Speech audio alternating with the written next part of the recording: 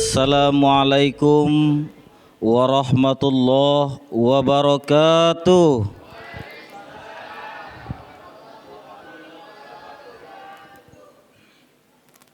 Bapak Ibu warga Karangsari, tenang-tenang baik. Aku cukup maklum dengan isi hati kita masing-masing ini. Pasti bapak-bapak ini di hatinya masih ingat dengan bukuan di rumah ini kan? Kami penceramah ini ada perda Pak Kades, peraturan dakwah yang kami buat dewe, bahwa penceramah itu tidak boleh ngomong lebih dari 10 menit. Karena kalau lebih dari 10 menit itu dihitung lembur.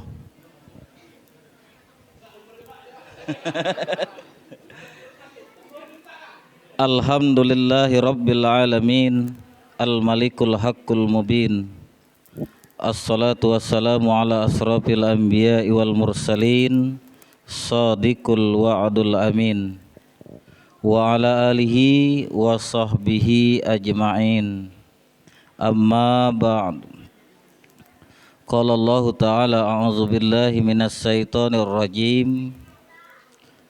Syahrul Ramadan allazi unzila fihil Qur'an hudalin nas wa bayyinatin minal huda wal furqan.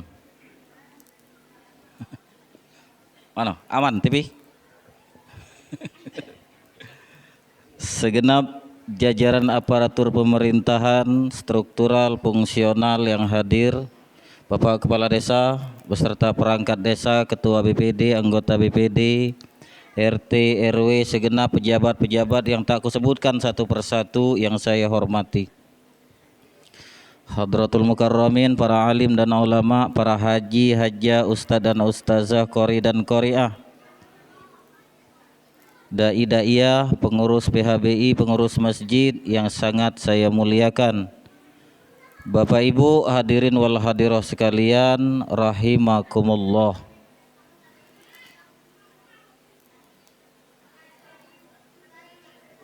Jadi kami dari Pondok Darussaada ini Pak, mohon izin ini safari sekaligus agak-agak sosialisasi, karena sekarang penerimaan santri baru. Kalau ada yang minat, monggo diaturi untuk belajar menitipkan putra-putrinya di pondok kami. Insya Allah amanah. Nah, inilah gaya-gaya caleg pula Pak ngomong ini. Hari ini adalah hari yang ke-16 dari puasa Ramadan kita. Alhamdulillah. Dalam mukaddimah singkat ini saya hanya akan menyampaikan cerita yang selalu saya ulang-ulang, tapi cukup untuk jadi bahan renungan kita. Bahwasanya ibu-ibu, kalau tidak dulu di kota Baghdad Irak itu Pak, ada seorang saudagar yang kaya raya, duitnya banyak, setengah kota Baghdad itu harta saudagar itu galau. Besak kota Baghdad itu Bu, uji wong, aku tidak pernah ke situ. Saudagar ini takut mati, tidak galak mati, karena duitnya banyak tuh, sayang ninggalkan. Akhirnya buat pengumuman Pak, isi balihonya itu, siapa penduduk Baghdad ini yang galak ngawani aku, agek kalau mati dalam kubur itu nguling 40 hari baik, itu kuberi separuh dari harta yang kumiliki. Itu isi pengumuman tuh. Sekota Irak itu Pak dak hati yang galak ngawani wong mati dalam tanah. Tersebutlah di ujung kota ada sepasang suami istri, hidupnya miskin, pencahariannya mencari kayu bakar, harta sikok-sikoknya sebilah kapak kayu.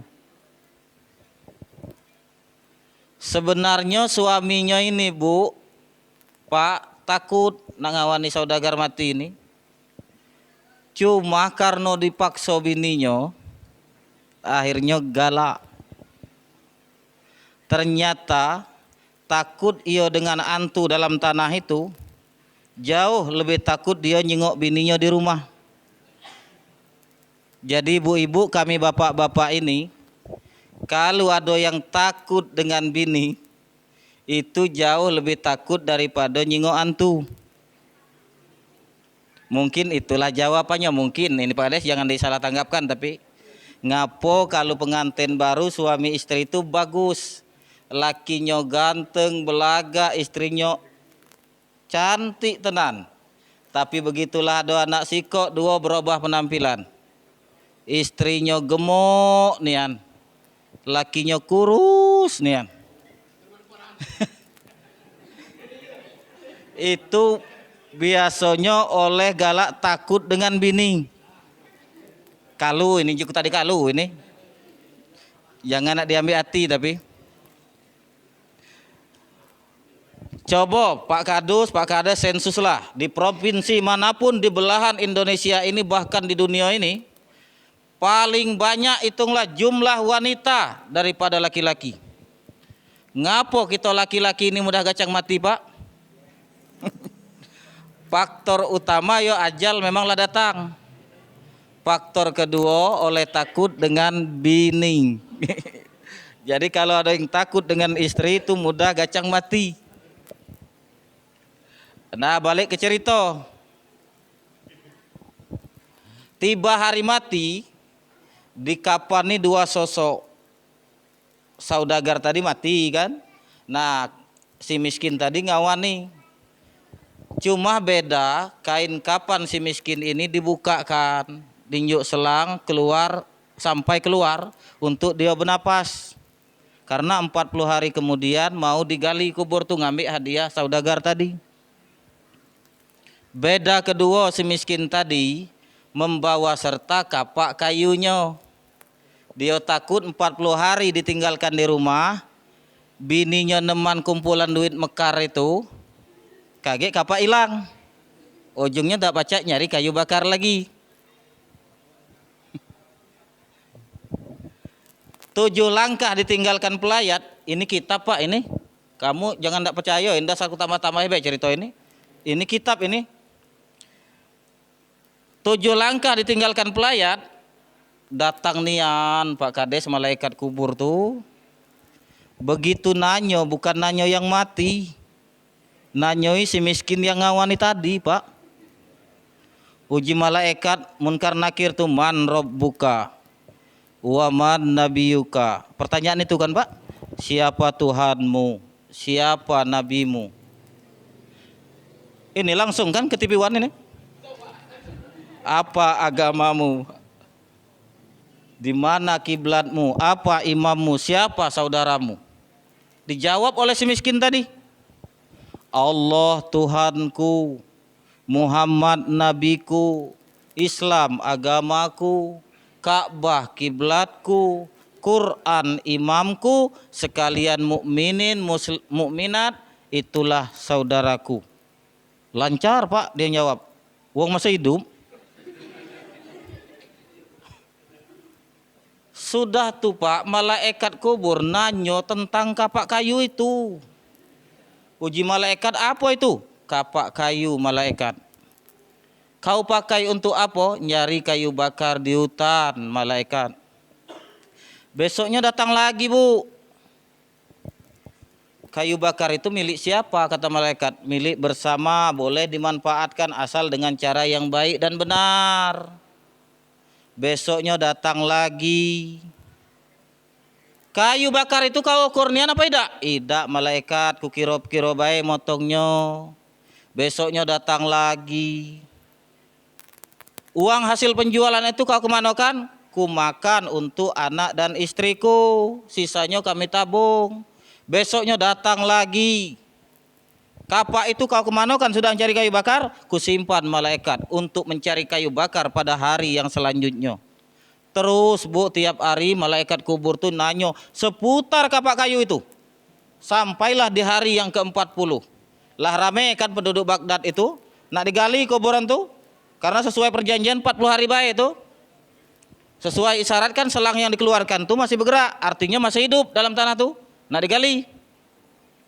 Begitu digali, keluar si miskin tadi melompat sambil menangis berlari ke rumah. Penduduk heran, diam tangisnya. Si miskin tadi ngomong, wahai istriku, penduduk Baghdad sekalian, dengarkan oleh kamu, bahwasanya demi Allah mulai hari ini aku tak minat lagi dengan harta saudagar ini. Ambillah oleh kamu, ambillah, tak apa-apa. Kamu tidak tahu dahsyatnya dalam kubur itu. Jangankan harta yang berlimpah, sikok kapak kayu baik, pertanyaan malaikat lagi tak sudah-sudah. Inilah makna hadis yang diriwayatkan oleh Ibnu Mas'ud radhiyallahu an. Tidak akan bergeser kaki seorang hamba pada hari kiamat kelak, kecuali ia akan ditanya tentang hartanya, tentang umurnya, tentang jabatannya, dan tentang ilmu yang dimilikinya. Kalau itu tidak sudah, maka selamanya ia akan berdiri di padang mahsyar dengan matahari sejengkal di pucuk kepala itu. Nah, Bapak Ibu, ini kan cara tausiah 10 menit. Jadi aku ini sekedar mengingatkan untuk termasuk diriku pribadi, bahwa tungguan kita di dunia ini cuma siko, bukan nunggu naik pangkat, bukan nunggu gajian, bukan. Tapi tungguan kita nih Bu, cuma siko nunggu waktu mati. Gawe yang kita gawekan selama itu sambilan, kalau bahasa kitanya, sambil nunggu mati. Nah, sambil nunggu mati inilah kita begawe, berdagang, bertani, berkebun, sambil jadi pejabat, sambil berusaha, sambil belajar, sambilan. Tiba waktunya kita mati. Tungguan kita kan, semua kita pasti mati Pak. Berpangkat tak berpangkat, berduit tak berduit, mati. Tua muda besar kecil jantan betina, mati. Cuma bedanya kalau kami ustadz ini agak belakang matinya. Mati itu pasti, tapi tempat, waktu, dan penyebab itu yang kita tidak tahu. Itu kita yang tidak tahu Pak. Aneh mati ini, maka kita selalu harus waspada. Kadang-kadang nunggu keluarga sakit parah di rumah sakit, tahu-tahu yang mati yang nunggunya. Yang sakit tidak mati, ada itu. Lagi nonton TV mati, ada. Sudah makan mati, ada. Bahkan ada yang tanpa sebab mati. Di dusun kami itu, Tat, mati. Begitu ditanya, ternyata Tat bukan tanpa sebab dia mati itu. Rupanya dia mati itu oleh kenemanan duduk bersender. Nah, duduk nyender itu galak mati juga. Aku nyerita ke dusun kami ini nih.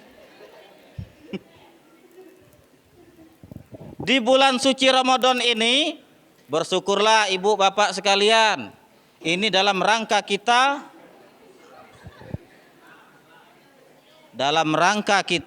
untuk menghapus dosa dan menambah pundi-pundi pahala kita.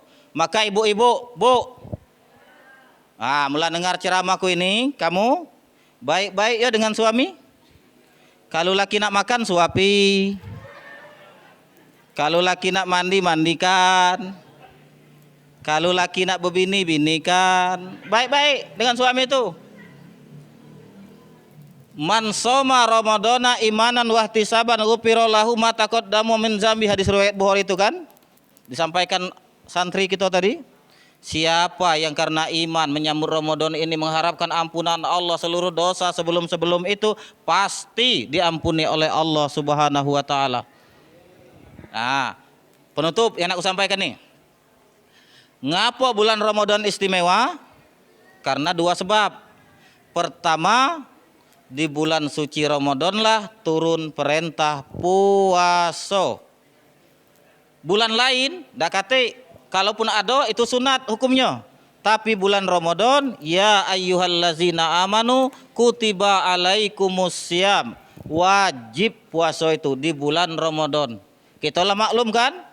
Wajib untuk 3 golongan. Islam, balik dan berakal. Wajib itu. Kalau masuk 3 golongan ini. Jadi kalau ada siang hari, ada yang merokok, ada yang ngopi, jangan dulu-dulu dikomentari. Mungkin salah sikok syarat ini tidak masuk. Aitat mungkin dia ini bukan orang Islam. Karena kalau dia bukan Muslim itu tidak wajib puasa. Tat kami sedusun, dia tuh Muslim. Mungkin syarat yang kedua belum balik. Walaupun dia Islam, kalau belum balik tidak wajib puasa. Maka ibu-ibu kalau bapak-bapaknya dah galak puasa, jangan dimarahi. Itu artinya suami itu belum balik. Tat Islam dia, balik dia, mungkin syarat ketiga kan? Mungkin kurang akal. Walaupun dia Islam dan lah balik, kalau akalnya kurang, itu juga tak wajib puasa Ramadan. Istimewa Ramadan ini, apa yang dilakukan orang yang berpuasa itu pahala. Apapun itu. Asal bukan perbuatan jahat. Bukan cuma ngaji, baca Quran, bukan cuma sedekah, bukan cuma sholat, tapi apapun itu, ngomong uang puasa, pahala. Berjalan uang puasa, pahala. Bahkan tidur orang yang berpuasa, itu pahala. Pak, misalnya bapak-bapak habis sahur kaget tidur, bangun sampai maghrib, pahala itu. Istimewa Ramadan. Tapi ingat, pembatalnya pun tidak main-main. Ada yang pembatal pahala, ada yang pembatal puasa. Kalau pembatal pahala puasa itu susah dikenali. Kalau pembatal puasa total mudah dikenali. Nah yang susah itu pembatal pahala. Puasa sah tapi pahala tidak dapat. Inilah yang uji Nabi dikhawatirkan, kam min shaimin laisa lahu min siyamihi illal ju' wal 'ats. Betapa banyak orang yang berpuasa tapi tidak mendapatkan apa-apa kecuali lapar dan haus baik. Maka mulut, mata, telinga, hidung nak puasa kalau dak akor kita nunggukan buka sambil main gap, dak akor. Itu membatalkan pahala puasa. Atau kita nunggukan buka puasa sambil nak ngerumpi, begosip, dak akor itu. Tapi kalau pembatal puasa mudah dikenali. Muntah dengan sengaja siang hari batal, mudah kenalinya Pak. Makan minum dengan sengaja di siang hari batal. Suami istri siang hari dengan sengaja batal. Tapi kalau tidak sengaja tidak batal. Akan dalam agama kita ini yang dimaafkan itu orang pingsan sampai dia sadar, dimaafkan itu. Anak kecil sampai dewasa dimaafkan. Budak kecil dah katik dosa itu. Kalau dia lah balik baru dihitung catatan amalnya. Dan yang ketiga, mereka yang lupa atau tidak sengaja, itu pun dimaafkan. Misalnya bapak-bapak jam 11 siang balik dari kebun, langsung ke dapur makan. Habis nasi sepiring, rokok sebatang, kopi segelas. Baru terkenang, ya Allah aku puasa Ramadan ini. Sah puasa Ramadannya. Asal benar-benar lupa. Atau tidak sengaja. Misalnya bapak-bapak bosan mandi di rumah, di kamar mandi. Nak mandi di sungai nian. Begitu nyelam dalam banyu itu, dimasuk iwak seluang mulut. Tetegok sampai ke perut. Sah puasa Ramadannya. Tidak sengaja. Dah usah kita teruskan cerita ini, kaget laju ngawur omongan gini. Istimewa Ramadan yang kedua, nah sebagai penutup aku sampaikan nih. Unzila fihil Quran, turunnya Al-Quran. Pada malam 17 Ramadan, Rasulullah di Gua Hira menerima wahyu yang pertama Al-Alaq ayat 1 sampai 5, bunyinya Iqra, bacalah. Terus berangsur itu selama 22 tahun, 2 bulan, 22 hari baru selesai. Quran 30 juz, 114 surat itu semua berbahasa Arab. Cuma ada Pak yang berbahasa Jawa itu, ada itu pakai bahasa Jawa. Pernah Bapak nemunya? Ada itu. hum wa azwajuhum fi zilalin alal araiki. Nah, adoikinya itu bahasa Jawa itu.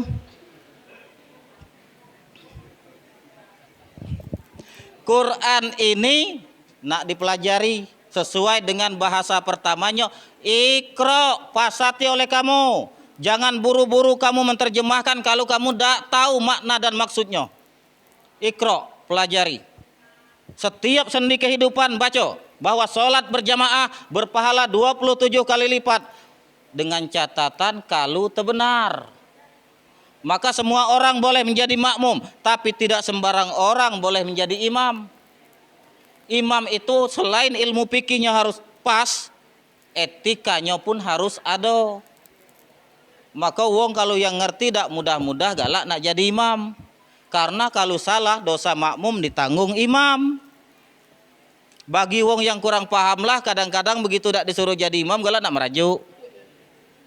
Wong yang paham tak mudah-mudah pak, takut jadi imam tuh.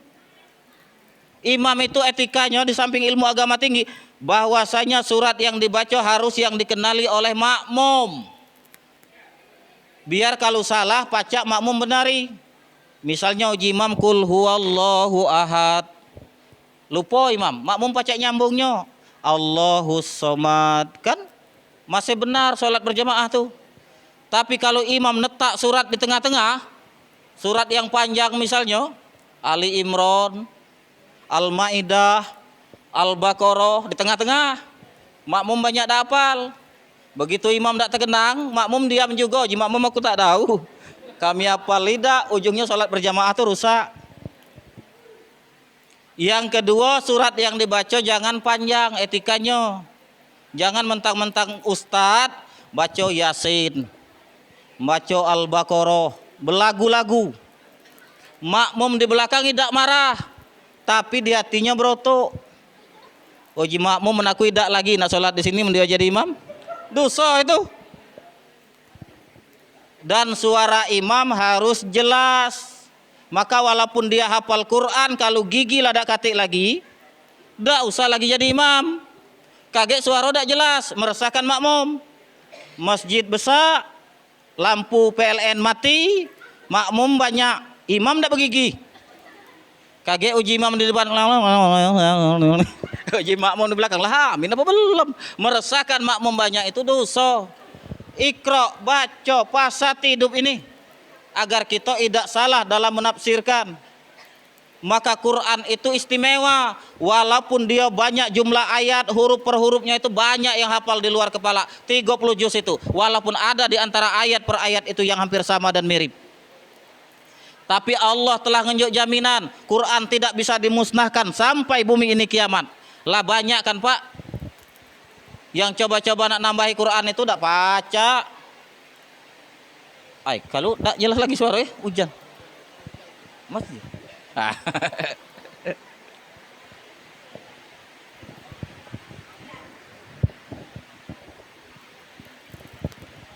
Inna nahnu nazzalna dzikra wa inna lahu lahafizun.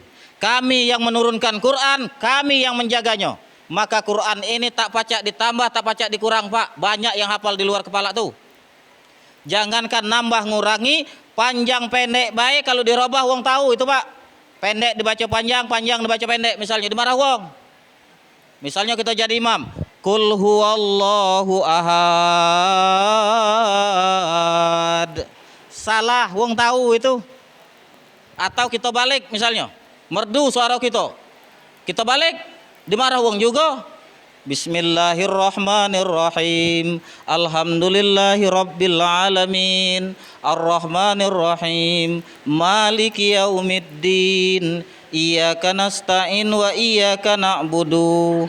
Walaupun benar artinya dia dibalik itu wong tahu itu pak. Ini cara Allah menjaga kemurnian Quran tuh. Maka, nah kesimpulan yang nak ku sampaikan nih, ibu bapak sekalian, dalam beragama ini payu kita sama-sama belajar. Aku tidak ngajari, cuma saling mengingatkan karena kita ini pasti akan datang waktu mati. Kita saling ajari. Akulah neman ngomong di mana-mana. Ibu bapak, nah ini cara kita bertelaah. kita berdoa selama ini posisi tangan kita ini di mana?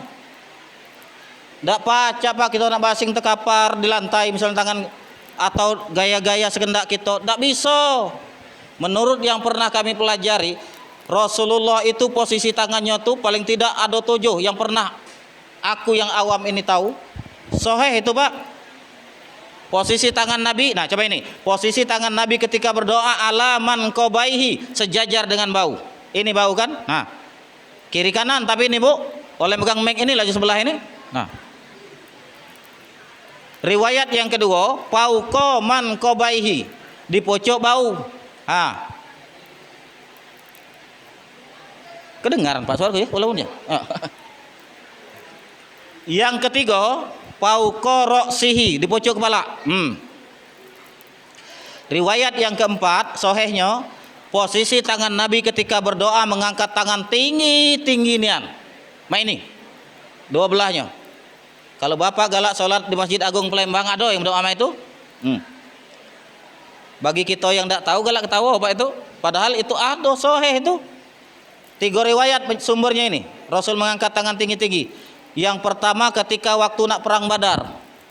Sebelum berangkat perang Rasulullah masuk ke dalam kamar, beliau menghadap kiblat mengangkat tangan tinggi-tinggi.